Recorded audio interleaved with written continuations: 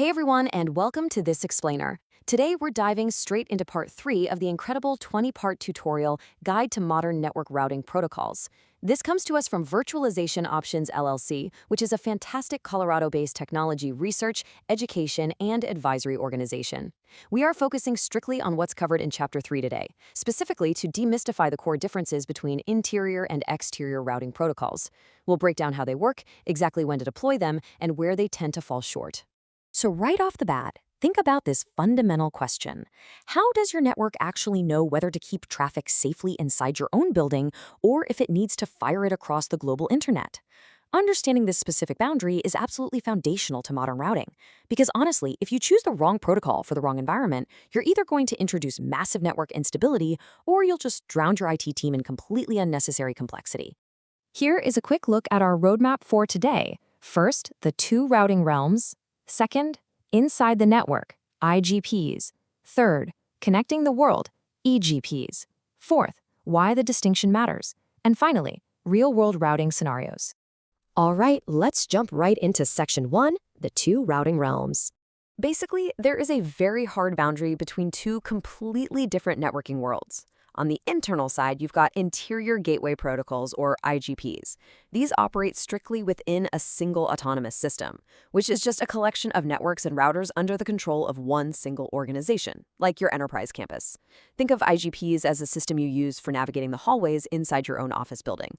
Then on the external side, we have exterior gateway protocols, or EGPs.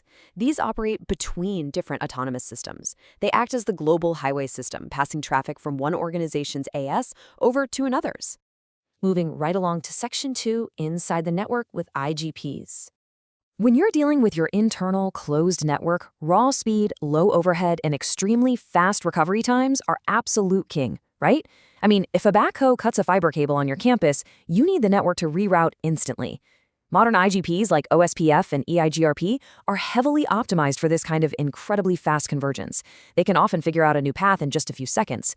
And because you're in a controlled, trusted environment, these protocols don't need to process massive, complex global internet policies.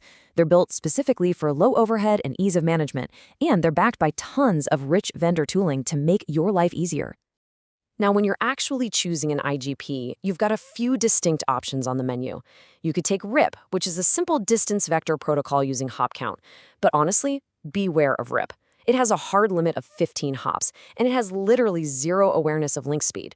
To RIP, a 10 gigabit fiber link and a 56K dial-up modem look exactly the same if they're both one hop away. That is exactly why most of us move to OSPF, a link state protocol that uses bandwidth costs to make much smarter routing decisions, and it scales beautifully by breaking networks into manageable areas. Then you have EIGRP, Cisco's hybrid protocol, which uses a composite metric of bandwidth and delay, all powered by a blazing fast backup routing calculation called the dual algorithm. And finally, there's ISIS, another link state protocol that is heavily preferred by massive ISP cores for its extreme scalability. But for your typical enterprise today, OSPF and EIGRP are definitely the gold standards.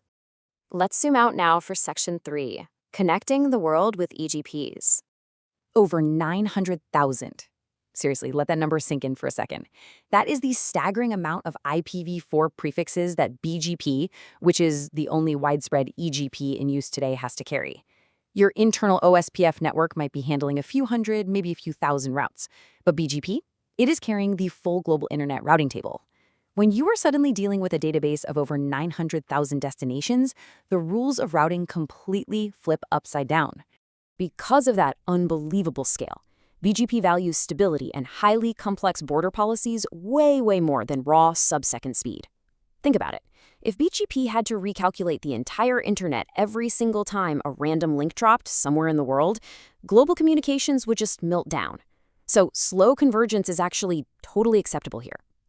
BGP acts like a highly intelligent border guard, using really rich path attributes to dictate exactly how traffic is allowed to enter and exit your network.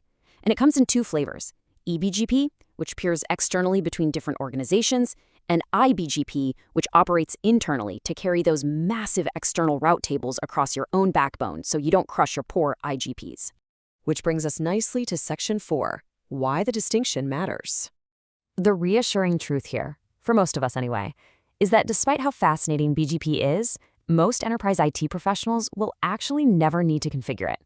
If you try to deploy BGP inside a standard small or medium office, you are just introducing completely unnecessary complexity that your team is going to struggle to support. A typical enterprise handles its campus and wide area routing perfectly well using OSPF or EIGRP internally. To get out to the broader internet, they just point a simple static default route directly to their ISP. Done.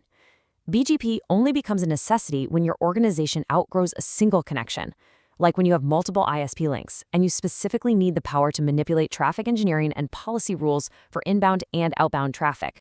Let's put this into perspective with Section 5, Real-World Routing Scenarios. Let's contrast a really simple, rock-solid architecture against a complex, multi-homed environment. First, picture a hospital network with 5 separate campuses. They use OSPF to guarantee fast, sub-second failover between those buildings.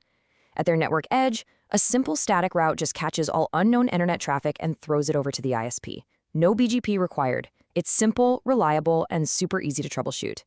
Now, contrast that with a massive, large university. They also use OSPF across their buildings internally, but because they absolutely cannot afford an internet outage during finals week, they hold their own unique autonomous system number, say AS11537, and they run eBGP out to 2 completely different ISPs. They use BGP path attributes to say, hey, student traffic goes out ISP A, while administrative traffic goes out ISP B.